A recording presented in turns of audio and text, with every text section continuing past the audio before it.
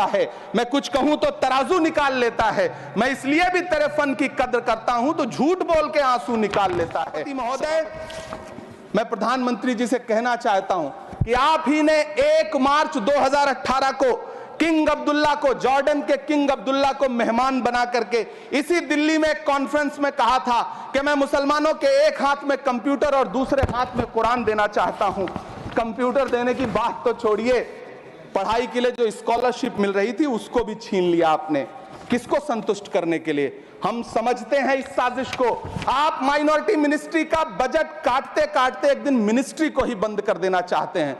वो जहर देता तो सबकी नजर में आ जाता, सो ये किया कि हमें वक्त पर दवाएं न दी। सभापति महोदय, मैं तो वित्त मंत्री जी से पूछना चाहता हूं आपके माध्यम से कि शायद आपको पता ही नहीं है कि गृहस्थी चलाने वाली एक गृहिणी की मुश्किलें क्या क्या होती हैं। आपने कभी सोचा भी नहीं होगा कि जब वो किचन में सब्जी बनाने के लिए कढ़ाई में तेल डालती है तो उसके साथ उसके आंसू भी गिरते हैं। सभापति महोदय, शायद उन्हें पता भी ना हो कि एक छोटी सी गाड़ी और एक छोटे से फ्लैट का EMI भरने के बाद इस देश का एक गरीब इंसान जब अपने बच्चों की फीस भरने के बारे में सोचता है तो उसे कितनी खुशियों का गला घोंटना पड़ता है। शायद उनको पता भी नहीं है कि फसल बेच करके बिटिया की शादी का सपना सजाने वाला किसान जब अपनी फसल बर्बाद देखता है तो कितनी रातें सो भी नहीं पाता है। सभापति महोदय, शायद वो कभी इस पीड़ा को समझ ही नहीं पाएंगी कि परिवार के किसी एक सदस्य को कैंसर जैसी बीमारी हो जाए तो घर और जमीनें गिरवी रख उठती हैं लेकिन इलाज नहीं हो पाता। सभापति महोदय, इसी देश की संसद में कभी स्वर्गीय सुषमा स्वराज जी ने कहा था कि जब देश की करेंसी गिरती है तब देश की प्रतिष्ठा गिरती है। एक तरफ कोलंबिया जैसा छोटा सा देश और उसके प्रधानमंत्री गुस्तावो पेत्रो खड़े हैं जो कोलंबिया के नागरिकों को हथकड़ी लगाकर लाने वाले जहाज को अमेरिका बैरंग वापस लौटा दे रहे हैं, और दूसरी तरफ हमारे प्रधानमंत्री जी खड़े हैं जो बेड़ी और हथकड़ी लगा करके लाए गए बेटों के अपमान पर एक शब्द नहीं बोल रहे।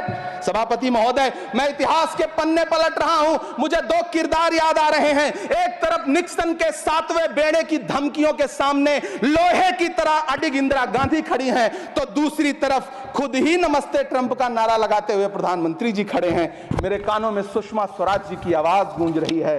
बहुत कम बोलने वाले डॉक्टर मनमोहन सिंह ने बहुत ज्यादा बोलने वाले प्रधानमंत्री जी को जब देश की बागडोर सौंपी थी तो $1.58 का था, आज 85 से 87 के बीच में झूल रहा है। इन दिनों रुपए की अहमियत गिरती है तो न तो देश की प्रतिष्ठा गिरती है, न प्रधानमंत्री की गरिमा। जिस देश में 80 करोड़ लोगों को 5 किलो राशन के लिए कतारों में लगना पड़ता हो, उस देश में यह सरकार 12 लाख तक के टैक्स न लेने के लिए अपनी पीठ थपथपा रही है। हुकूमत इस कदर आवाम पर एहसान करती है, ये आंखें छीनती है और चश्मे दान करती है।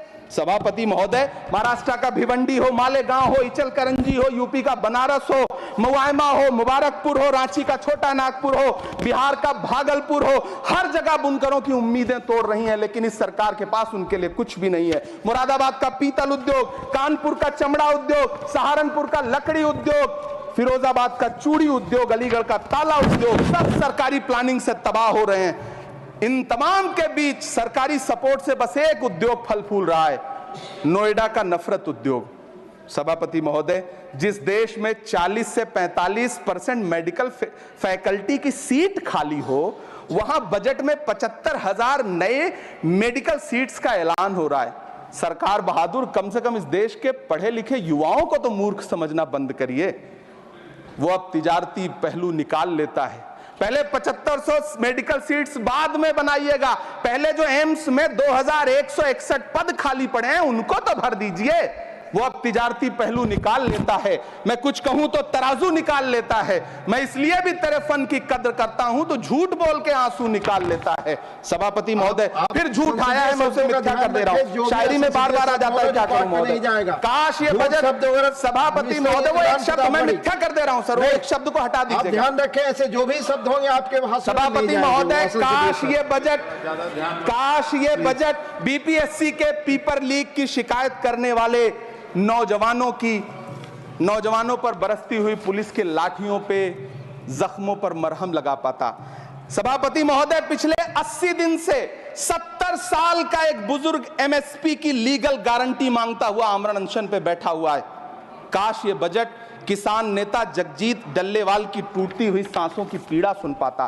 काश ये बजट प्रतियोगी परीक्षाओं की तैयारी के लिए दिल्ली, कोटा, पटना, अहमदाबाद जैसे शहरों में, इलाहाबाद जैसे शहरों में किताबों के साथ गल रहे युवाओं के सपनों को जिंदगी दे पाता। काश ये बजट वंदे भारत के सुनहरे विजुअल के बजाय देश की गरीब जनता को कुछ और पैसेंजर ट्रेनें दे पाता। काश ये बजट सीनियर सिटीजन को ट्रेन टिकटों में मिलने वाली रियायतें वापस लौटा पाता जिनको सरकार ने कोविड के नाम पे छीन लिया था। काश ये बजट किसानों की राह में कीले नहीं बल्कि कालीन बिछाने वाला बन पाता। काश ये बजट सरकारी मालिकों को यह समझा पाता कि नेहरू को कोसने से अर्थव्यवस्था नहीं सुधरेगी, उसके लिए डॉक्टर मनमोहन सिंह साहब की अर्थ नीति अपनानी पड़ेगी। पिछले 11 साल से नेहरू जी को कोस रहे हैं, आखिर कब तक कोसिएगा? थोड़ा पंडित नेहरू जी के बारे में पढ़िए, तब पता चले कि पंडित नेहरू की शख्सियत का नाम है। दुनिया का पहला ऐसा राजनेता जिसने अपनी जिंदगी की आजादी के लिए, देश की आजादी के लिए 3259 दिन अंग्रेजों की जेल में बिताए। पंडित नेहरू एक ऐसे महान शख्स जिनके पिता पंडित मोतीलाल नेहरू, जिनकी बहन विजय लक्ष्मी पंडित, जिनके बहनोई पंडित रंजीत सीताराम, जिनकी बेटी इंदिरा गांधी, जिनके दामाद फिरोज गांधी, सब ने अंग्रेजों से लड़ते हुए स्वतंत्रता आंदोलन में जेल काटी। आप किस मुंह से उनकी लकीर छोटी करने की बात करते हैं? नहीं कर पाइएगा, 7 जन्मों में नहीं कर पाइएगा, क्योंकि जिस्म की मौत कोई मौत नहीं होती है। जिस्म मिट जाने से इंसान नहीं मर जाते, धड़कने रुकने से अरमान नहीं मर जाते, सांसें थम जाने से ऐलान नहीं मर जाते। जिस्म की मौत कोई मौत नहीं होती है। सभापति महोदय, मैं आपके सामने खड़ा होकर के एक बहुत छोटी सी कहानी सुनाना चाहता हूं कि महान बादशाह सिकंदर ने जब यूनान फतेह किया तो जीत का जश्न मनाने के लिए शहर की सड़कों पर निकला। तो उसने देखा कि पूरा शहर तो जश्न मना रहा है, एक फकीर सड़क के किनारे चादर तान के सो रहा है। सिकंदर को गुस्सा आया, घोड़े से उतरा, उस फकीर के पास गया और उसे सोता देख करके उसे जोर की एक लात मारी और लात मार के कहा कि क्यों रे फकीर, मैंने यूनान फतेह कर लिया, लोग जश्न मना रहे हैं और तू सो रहा है। उस फकीर ने उन्नीदी आंखों से सिकंदर को देखा और देख करके कहा कि शहर जीतना बादशाहों का काम है, लेकिन लात मारना तो गधे का काम है। सभापति महोदय, गरीब जनता को लात मारना बंद करिए। ये अमीरों के लिए बनाया गया बजट है, ये निराशाजनक बजट है। हम अमृतकाल सुनते आ रहे थे, ये अमृतकाल इतनी जल्दी समाप्त हो गया कि अब अमृतकाल का कोई नाम तक नहीं लेना चाहता है। इसलिए मैं इस सदन में खड़ा होकर के देश की वित्त मंत्री महोदया से कहना चाहता हूं कि आपने अल्पसंख्यकों के बजट में जो कटौती की है उसको बहाल करिए। आपने मनरेगा को जो स्थिर रखा है उसका घाटा 9,754 करोड़ है, कम से कम उतना बढ़ा करके फिर से उसे बहाल करिए। नौजवानों के लिए रोजगार दीजिए, किसानों को एमएसपी की लीगल गारंटी दीजिए। यही मैं आपसे अपील कर रहा हूं। धन्यवाद सर, आपने इतना जो समय दिया उसके लिए